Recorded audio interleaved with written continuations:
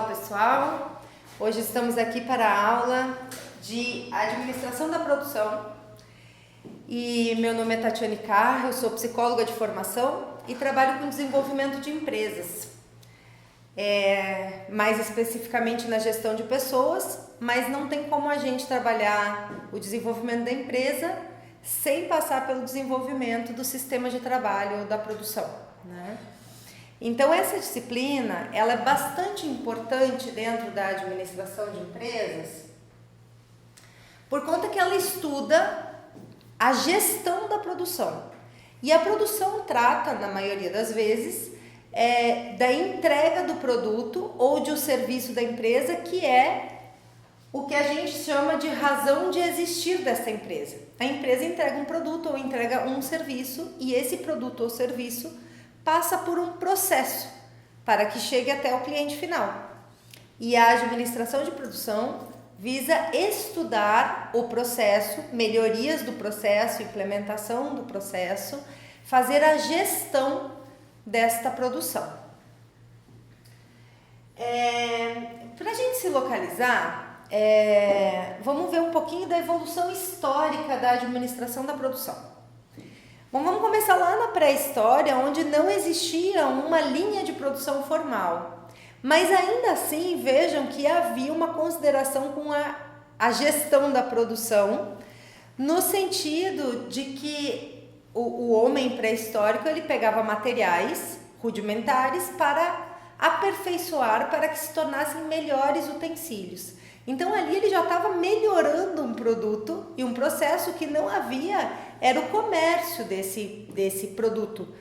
Ele fazia uma ferramenta para si, né? Logo em seguida, né, vem na história, vem a era dos artesãos. Então são pessoas que se tornaram especialistas em alguma coisa. Algumas produziam ferramentas, outras produziam panelas, bancos, mesas, e essas pessoas trabalhavam sozinhas e eram especialistas naquilo que elas faziam. E o comércio, a economia da época girava em torno de troca. Então eu consigo fazer um banco e você consegue fazer a mesa, então eu faço os bancos para você, você faz as mesas para mim e a gente troca. Então nós tínhamos nessa época um sistema que hoje é chamado de just in time, ou seja, eles faziam na medida da necessidade.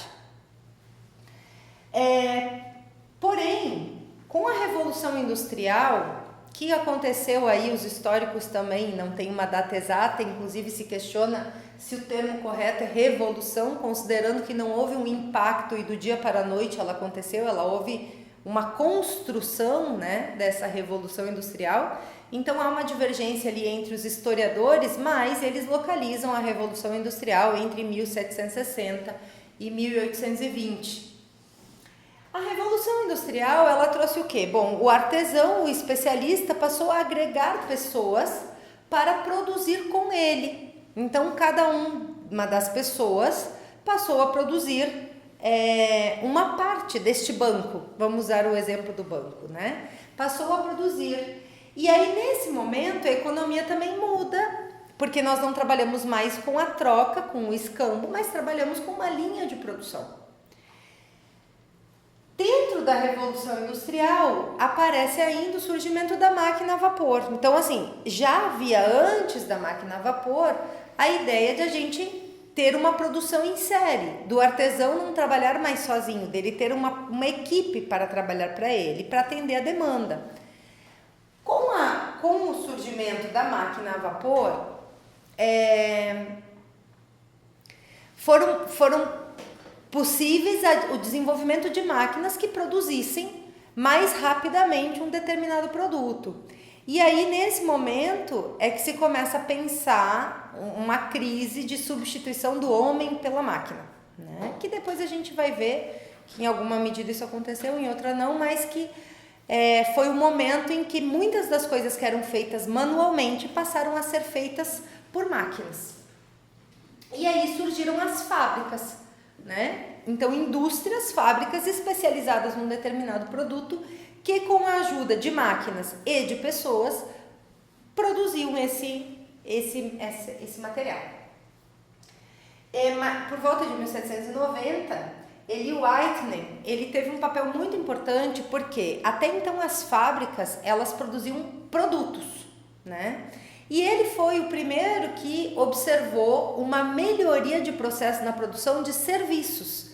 Ele observou como é que eram feitas as colheitas de algodão e desenvolveu então uma máquina para melhorar a colheita, a forma como era feita a colheita do algodão. Então ele trouxe mais uma inovação, porque ele soma a revolução industrial de fazer em série com a máquina, mas aplicado a serviços. Então ele foi um nome bastante importante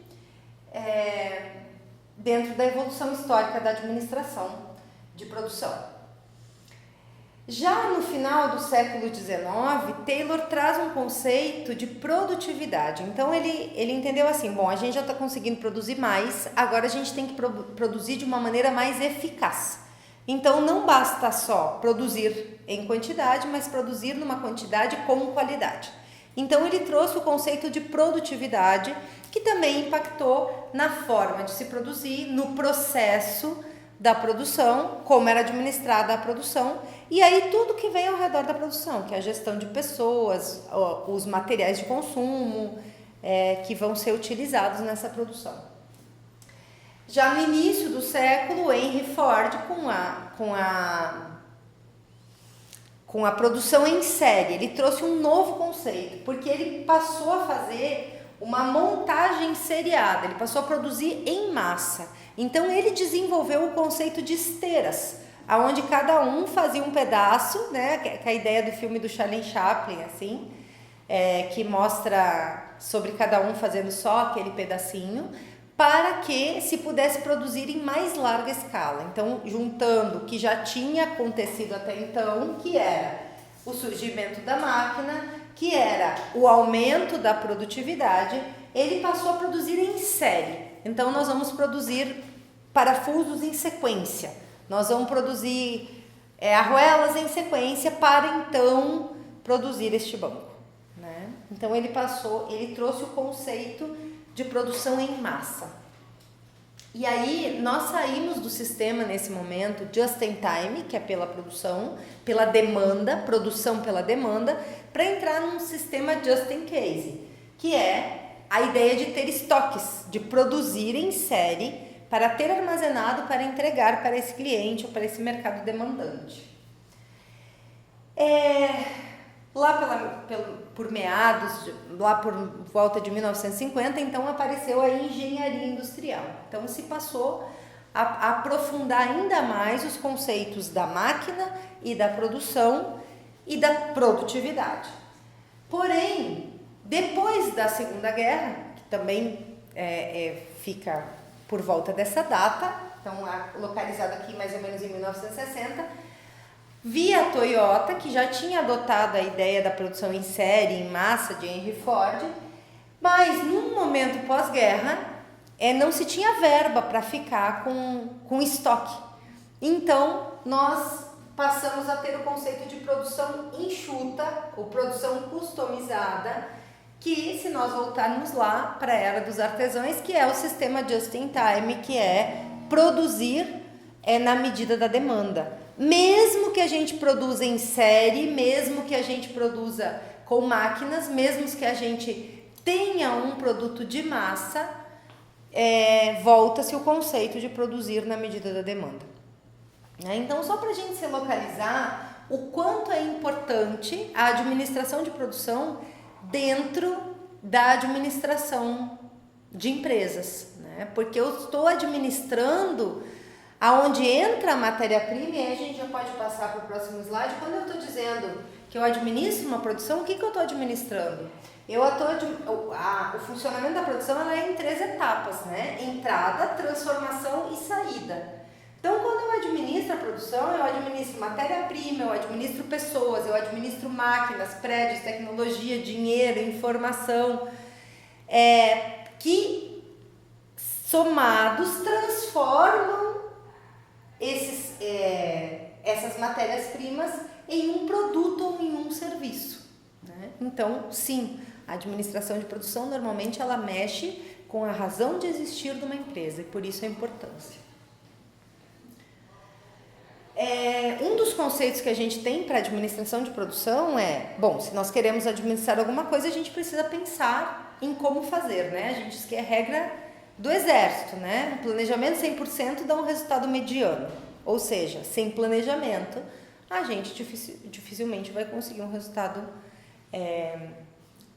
no mínimo mediano. Então, assim, o planejamento de controle da produção, planejamento e controle da produção é um instrumento que a gente tem para pensar a administração de produção. Ela vai ter que responder 7 perguntas. O que produzir?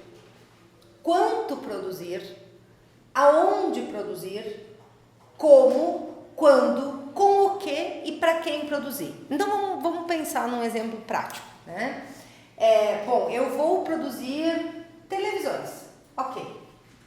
Para quem eu vou produzir essas televisões? Qual é o meu público-alvo? Então eu já tenho que olhar para o mercado. Qual é a demanda desse mercado? Que produto ele quer? E aí a gente vai oscilar aqui entre esses 2 slides, que aqui, vendas, né? Então, assim, a gente não tem como administrar a produção olhando só para dentro da empresa. Eu administro a produção a partir de uma demanda. Se eu não tenho demanda, eu não tenho por que produzir isso, né? Então, eu olho primeiro lá para o mercado. Para quem que eu vou produzir isso? Certo. Agora, como é que eu vou produzir isso? Eu vou produzir só com mão de obra interna? Eu vou produzir com mão de obra terceirizada? Eu tenho recursos para produzir dentro da minha própria fábrica? Eu vou ter que buscar parceiros? Como eu vou produzir esse material? Como eu vou produzir essa televisão, né? Com o que eu vou produzir? Quais são E aí eu quero só voltar aqui um pouquinho, e aí a gente vê aqui, produção, vendas, a produção em si, a engenharia da produção. Então eu vou ter que analisar. Bom, se eu vou produzir dentro da minha própria empresa, por que eu vou produzir aqui? Porque eu tenho os recursos necessários, porque aqui eu tenho a mão de obra, eu tenho a estrutura física preparada para isso. Não, é melhor a gente contratar um terceirizado ou terceirizar esse tipo de serviço, porque senão o investimento seria muito alto. Então, o planejamento estratégico ele tem que poder responder, bom, se eu vou produzir o quê? Uma TV. Quanto eu vou produzir? Bom, vai depender de para quem que eu vou produzir, como é que está o mercado nesse momento. Aonde eu vou produzir vai depender de recursos, de espaço físico, de recursos de pessoas, de recursos financeiros. Como eu vou produzir? Eu vou produzir com máquina, eu vou produzir de uma maneira mais artesanal, de que forma eu vou produzir? E isso também considera quem é o meu cliente final, qual é a demanda que eu tenho, qual é o tipo de produto que eu quero fazer, que custo isso vai agregar ao produto, que valor isso vai agregar ao produto. E aí, a partir disso, eu defino como que eu vou produzir. Quando eu vou produzir? Eu vou produzir na medida da demanda, eu vou produzir para ter um estoque. E aí também, de novo, a gente considera todos esses fatores. Quais são os recursos humanos que eu vou empregar? Como é que é a minha produção? Quanto dinheiro vai? Quem é o mercado? Qual é a engenharia dessa produção? O que eu vou precisar comprar? O que eu vou precisar ter em estoque? Quais são os custos que eu tenho para isso, né? Agora, falando em custos aqui de contabilidade, eu lembrei, por exemplo, assim,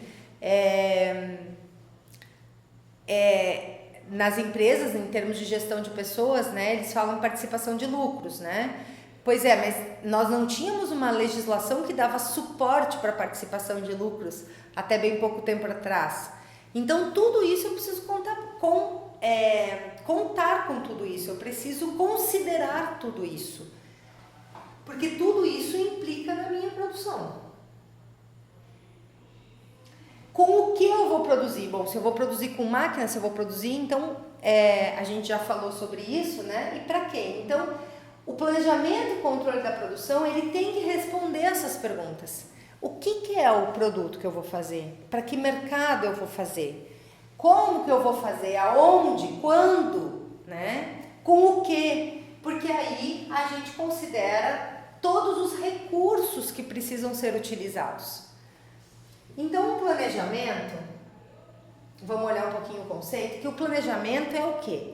É a formalização. Eu escrevo, ele é quase que um projeto, ele é a formação daquilo que eu desejo e que eu preciso que aconteça, né? Que se pretende que aconteça. Contudo, por que a gente fala de planejamento e controle de produção e não fala só de planejamento de produção, né? Como a gente fala de planejamento estratégico, a gente não fala de planejamento e controle estratégico, a gente fala de planejamento estratégico.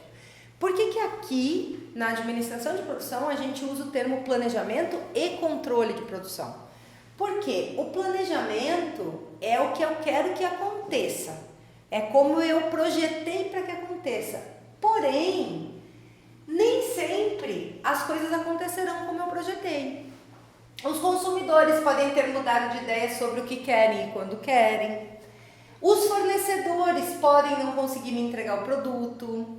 Máquinas podem quebrar. Funcionários podem errar. Inúmeros imprevistos podem atrapalhar ou regredir ou fazer com que eu precise sair do plano. E aí entra o controle. Então, o controle é o processo de lidar com esses imprevistos que surgem durante a produção. Nós estamos lá produzindo, nós vamos produzir 1000 TVs dessas aqui. Não, mas peraí, o comprador decidiu que ele não quer mais 1000, ele quer 500, ou ele quer 1500. Bom, isso muda o nosso jeito de trabalhar com essa produção. Ou, por exemplo, um outro exemplo, nós estamos lá produzindo e o nosso fornecedor diz que não vai conseguir entregar em tempo hábil, porque a gente entendeu que nós iríamos usar a tela, viria de um fornecedor, nós não iríamos produzir internamente por conta de pessoal, de treinamento de gente, por conta de máquina, por conta de custo, por conta de legislação, tudo isso precisa ser considerado. Então, a gente decidiu que não produziria aqui, mas lá pelas tantas, então a gente receberia em tal data as telas de um fornecedor. Porém, o fornecedor avisou que não terá como entregar dentro daquele prazo. Bom, então isso muda a minha produção. O que eu vou fazer com as pessoas? Dá para ir montando outra coisa? Como é que eu lido com o meu cliente que ia esperar aquilo? Eu vou buscar outro fornecedor, eu vou esperar. Então, a máquina que quebrou, se eu preciso mudar gente de setor, né? Se está acontecendo muito erro, eu preciso fazer um treinamento para aquelas pessoas, eu preciso parar a produção para treinar elas para que aqueles erros parem. Então, assim, por isso que em administração da produção são muitas variáveis e a gente usa o termo planejamento e controle da produção. Planejamento e controle da produção, PCP. Por isso a gente não usa só o termo planejamento, como a gente usa em planejamento de recursos humanos, planejamento estratégico, não. O controle é uma coisa importante que acontece ali. Às vezes a produção está acontecendo e aí agora faltou esse produto e agora o fornecedor, eu preciso mandar buscar. E aí de novo a gente volta lá. Bom, faltou esse produto, agora eu vou ter que pedir em cima da hora qual é o custo disso, né? Então o financeiro vai liberar isso. Bom, se o financeiro libera, isso aqui, esse produto ainda se torna lucrativo, vai me atender e se não, não vai liberar. Então eu vou ter que ter isso em estoque, vou parar a produção para ter isso em estoque. Então existe uma lógica na administração de produção que envolve todos os setores. Né? Por isso que o planejamento ele é tão importante. Eu não posso produzir de qualquer forma. E isso eu vou dizer para vocês, nas pequenas empresas, pequenas e médias empresas, muitas vezes todos esses fatores não são considerados. Então, assim, eles vendem... Eu vou dar um exemplo de uma empresa que eu prestei consultoria, que eles produziam adesivos resinados, esses que vai em carro, em geladeira, né? E eles tinham a produção andando. E o responsável pela produção era um funcionário da empresa, o gerente de produção. Eles tinham um equipamento gigantesco, então eles precisavam de poucas pessoas, mas a programação daquelas máquinas era algo que demorava muito tempo para ser feito. E no momento em que você para aquela programação, você perde tudo que já tinha programado, vai ter que reprogramar e podia eventualmente perder materiais, matéria-prima que estava ali dentro. Porém, um dos donos da empresa era do comercial. E ele entendia, ele fechou, vou dar um exemplo bem específico, ele tinha a possibilidade de fechar o contrato com a Azaleia. Só que eles precisavam de uma prova. E ele foi lá e mandou parar toda a produção para fazer esse teste para a Azaleia. No entendimento comercial dele, ele não poderia perder um cliente como a Azaleia por conta de não entregar a prova, o teste, no prazo. Porém, o outro proprietário, o outro sócio proprietário, era do financeiro. E ele discordou daquilo veementemente, porque ele estava parando a produção e isso tinha um custo muito alto, porque aquele produto que eles estavam produzindo, eles perderiam materiais. Além disso, eles teriam que trabalhar com horas extras para poder cumprir o prazo com aquele cliente. E isso significaria que aquele produto, aquela entrega não teria mais lucratividade. Então, assim, a produção é realmente o coração da empresa. Bom, e agora? Eu deixo de produzir, eu paro a produção para entregar porque eu tenho prazo. Se eu olhar só pelo lado comercial, eu paro. Se eu olhar pelo lado comercial também do cliente que está esperando, o que dá para negociar aqui? Então, a gente não para uma produção ou bota ela andar ou aceita um pedido de qualquer forma, porque a gente pode estar perdendo dinheiro. E por isso é muito importante a administração correta da produção. Porque é dali que vem o dinheiro da empresa, é do produto que ela vende. É dali que vem o lucro ou o prejuízo da empresa. Eu espero estar me fazendo entender na complexidade que é a administração da produção. Eu não posso olhar a produção só pelo lado comercial. Eu não posso olhar a produção só pelo lado de custos, do tipo, a gente não vai fazer essa prova porque o custo é muito alto. Não, mas aí eu vou perder um cliente excelente, que é uma estratégia comercial excelente, um ano de trabalho negociando com a Azaleia, ele não queria perder. Então eu não posso olhar a administração da produção por um único lado, só pelo lado das máquinas. Bom, mas e as pessoas serão treinadas para ocupar essas máquinas? Eu não posso olhar só pelo lado financeiro, porque tem um mercado, tem uma estratégia comercial. Não adianta eu produzir muito bem e não conseguir botar esse produto no mercado, ou não botar ele em tempo hábil no mercado. Eu tenho um custo de operação que inclui recursos humanos, recursos materiais, eu tenho fornecedores.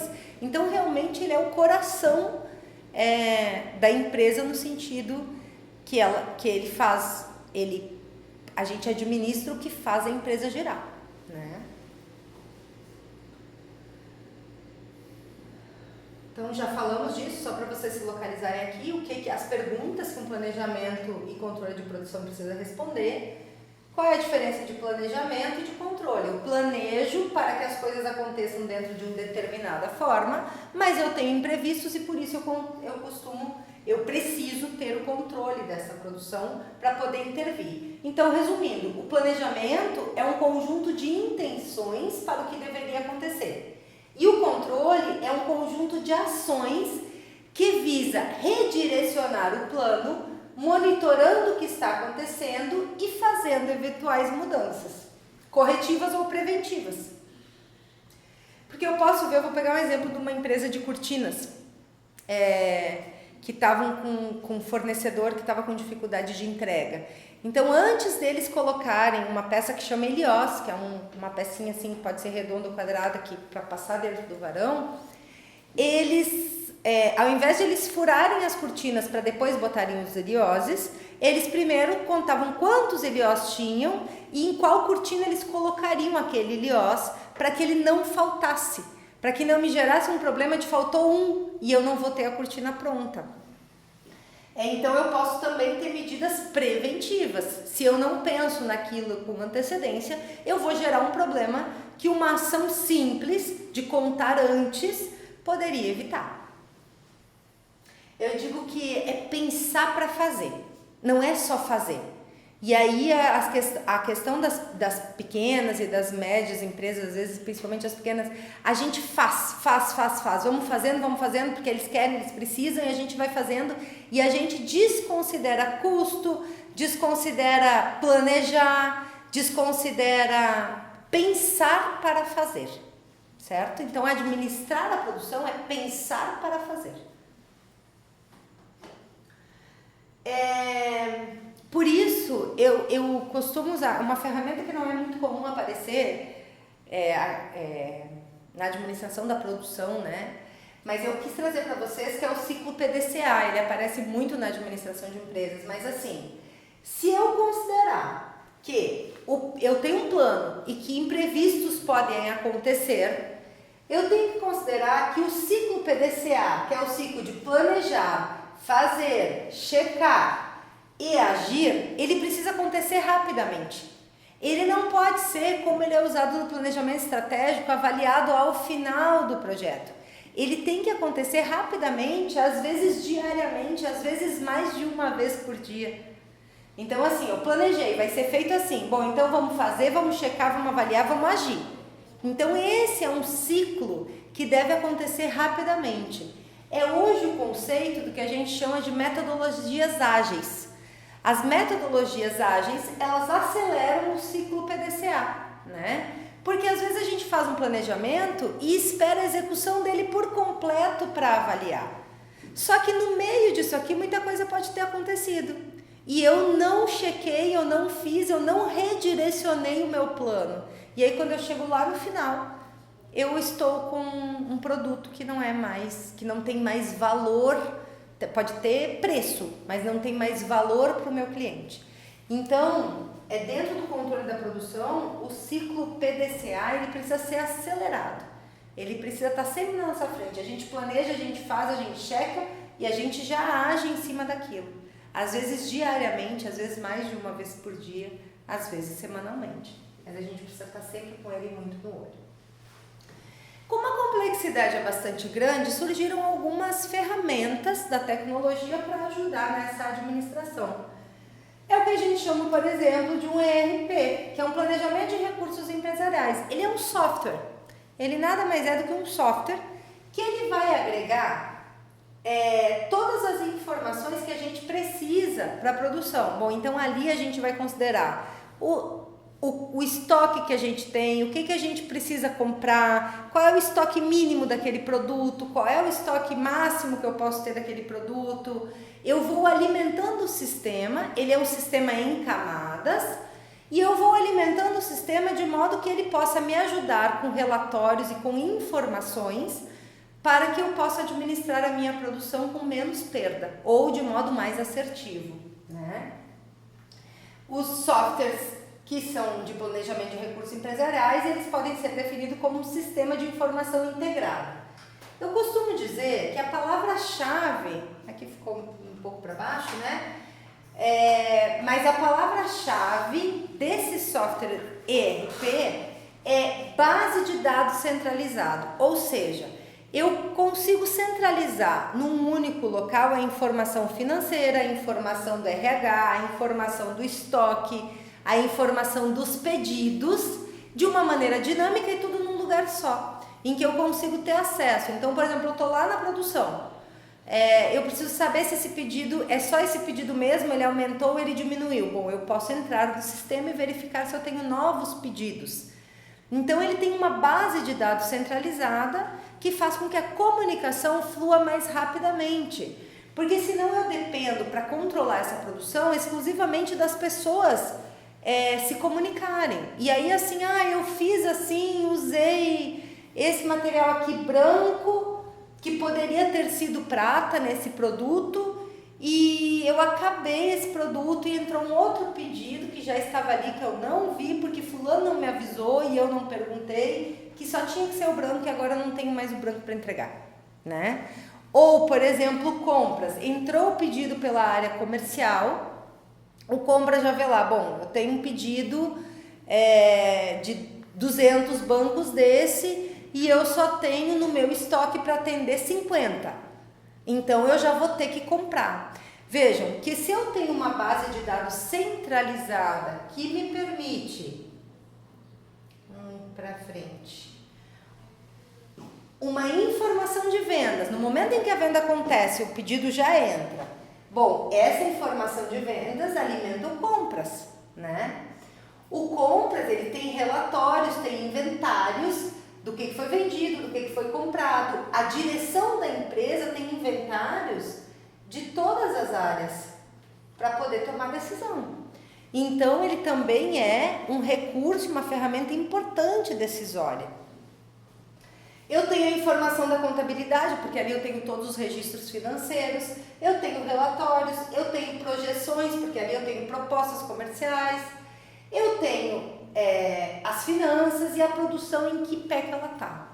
Então, os sistemas ERP são sistemas que visam uma base de dados centralizados, né? Por exemplo, no comércio, ele é muito mais simplificado, porque eu não tenho algo para ser produzido, né? O que eu preciso saber? Se foi vendido, se foi encomendado, mas eu não tenho que produzir, eu só no máximo preciso comprar, né? Se eu tiver um pedido feito. Normalmente isso funciona para quem tem um produto ou um serviço que precisa ser feito ali dentro, né? Dentro da empresa. Então, veja, vamos voltar um pouquinho aqui, só para a gente fechar essa parte. Se a minha produção deve considerar todos esses itens, recursos humanos, a produção, o dinheiro, as finanças, né? A contabilidade, os custos, o estoque, o compras, o mercado, a engenharia, a logística, né? Se eu não tiver um software que me ajude a centralizar essas informações, eu vou depender exclusivamente que as pessoas passem essas informações umas para as outras. E aí torna inviável, porque eu teria que passar informações às vezes a cada 5 minutos, ou às vezes eu vou passar informação só no final do dia, e aí é uma informação importante que o comprador lá estava comprando equipamento para 50 bancos, mas entrou um pedido, ele precisa comprar para 200. O que o vendedor teria que fazer? Sair correndo e avisar?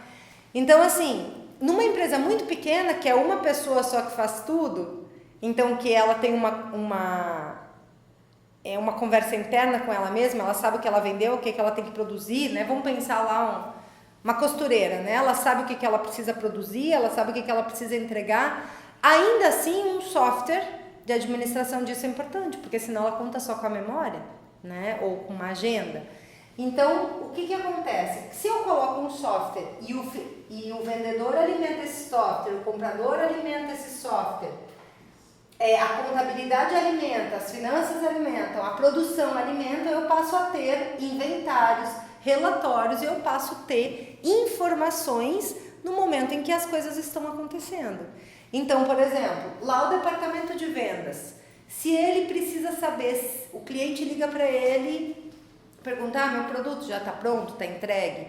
Bom, ele vai ter que achar o responsável pela produção, quem está produzindo aquilo ali? Não, ele pode entrar e se ele tem uma base de dados centralizada, ele tem acesso à produção. E ali ele vai poder ver, olha, seu produto está em andamento, está finalizado, está para impressão de nota, para emitir nota. Quando a gente compra alguma coisa por internet, vem isso, né? Seu produto está em produção, seu produto está na emissão de nota, seu produto foi embarcado, né? Isso nada mais é do que um sistema que todo mundo, cada um do seu setor, vai alimentando e consegue ter as informações na hora. Não precisa eu avisar alguém que vai botar isso no sistema. Não, eu boto uma informação lá, emiti a nota, dei enter, você já vai receber um e-mail dizendo que a nota do seu produto já foi emitida, né? Então, ERP são softwares de gestão e planejamento de recursos empresariais, certo? Que todo mundo vai alimentando as informações e aí a gente tem as informações na hora que acontece. Porém, os ERPs, então, resumindo assim, ele vai considerar tudo, né? O plano de produção, as finanças, os relatórios, né? ele pode dar relatório de inteligentes, né, de negócios. Bom, a gente começa a perceber o quê? Dentro desse software, que, bom, tal produto vende mais do que esse, que essa mercadoria aqui barateou em relação a essa aqui. Então, a gente começa a poder fazer análise e facilitar futuros planejamentos e futuras gestões de negócio e de produção. Então, ele é um sistema de retroalimentação, né? Eu alimento ele e ele me dá informações que vão melhorar a minha administração da empresa e da produção. Porém, além... assim, eu ia falar dos ERPs, mas antes vamos ver assim, ó. Muitas das empresas não começam com software, né? Elas vão trabalhando e lá pelas tantas elas resolvem implementar ou nunca implementam e acabam tendo problemas de entrega, problemas de perder coisa, problema de falhas de comunicação e aí problemas com o cliente. Então, para a gente implementar, o ideal é começar a empresa com um software, mesmo que ele precise ser melhorado depois. Mas o ideal é que a gente comece com uma base de dados, né? Então, que já se cria essa cultura de ter uma base de informações centralizadas. Mas para a implementação a gente vai passar por 7 fases, né? Primeiro, seleção e reconhecimento do sistema. Bom, que sistema eu coloco na minha empresa? Então a primeira coisa que eu tenho que fazer é saber o que eu preciso. Bom, que dados eu preciso, que informações eu preciso. E aí buscar no mercado sistemas que possam me atender. Existem no mercado sistemas bem acessíveis, existe no mercado gente que desenvolve sistema e a relação custo-benefício, né?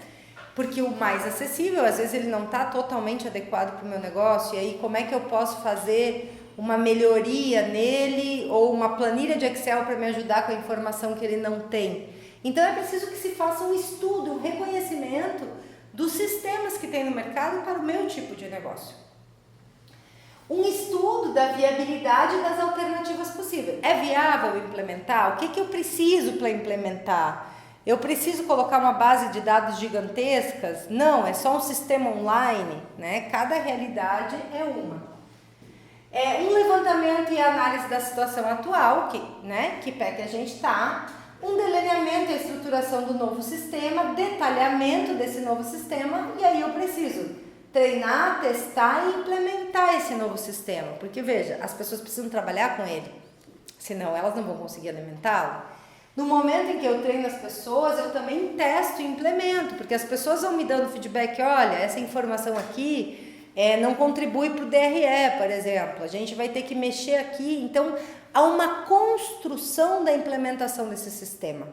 Qual é o foco principal? A parte financeira, a parte da produção, mas se a gente pode atender todas as áreas, é melhor. Então, a implementação de um sistema, ele não é um trabalho muito simples, né? Às vezes a gente sabe o que quer, mas aí vem a questão do contador, que diz que a legislação não permite que assim seja feito, então, como é que pode ser feito? E aí tem o cara que é o dono do sistema, que vem e ele não entende do nosso negócio. Então, na verdade, a implementação de um sistema, de um ERP, ela precisa ser pensada como um projeto.